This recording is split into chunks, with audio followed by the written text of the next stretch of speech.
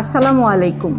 ধরুন ঘুম থেকে উঠে অথবা হঠাৎ করেই আপনার ঘাড়ে প্রচণ্ড ব্যথা, ঘাড় নাড়াতে পারছেন না, ঘাড় নাড়ালে ভীষণ কষ্ট হচ্ছে। তাহলে হতে পারে আপনি সার্ভাইক্যাল স্পন্ডাইলোসিসে ভুগছেন। আপনি কি জানেন সার্ভাইক্যাল স্পন্ডাইলোসিস কেন হয়, কারণ কি, হলে বা করণীয়ই বা কী? আসুন জেনে নিই। সার্ভাইক্যাল স্পন্ডাইলোসিস হলো একটি ডিজেনারেটিভ কন্ডিশন যেখানে হাড় এবং জয়েন্টগুলো ক্ষয় হতে শুরু করে। এটি সাধারণত হাড়, জয়েন্ট ও ডিস্কের উপর প্রভাব ফেলে, যার ফলে ব্যথা, ঝিঝি ভাব ও অবশ ভাব দেখা দিতে পারে। আসুন জেনে নিই সার্ভাইক্যাল স্পন্ডাইলোসিস হওয়ার কারণ।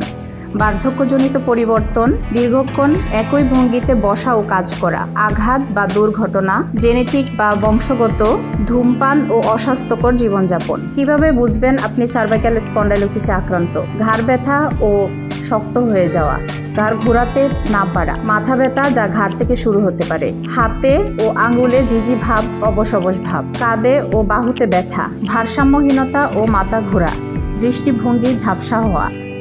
আপনি যদি সার্ভাইক্যাল স্পন্ডাইলোসিসে ভুগে থাকেন তাহলে ইম্পালা পেইন অ্যান্ড রিহ্যাবিলিটেশন কেয়ারই হতে পারে আপনার ওই ব্যথা থেকে পরিত্রাণ পাওয়ার অন্যতম কেন্দ্র।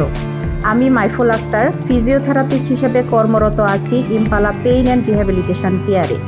সার্ভাইক্যাল স্পন্ডাইলোসিস ছাড়াও যদি অন্য কোনো ব্যথা বা গাইনোকোলজিক্যাল কোনো সমস্যায় ভুগে থাকেন তাহলে চলে আসুন আমাদের ইম্পালা পেইন অ্যান্ড রিহ্যাবিলিটেশন কেয়ারে। ধন্যবাদ।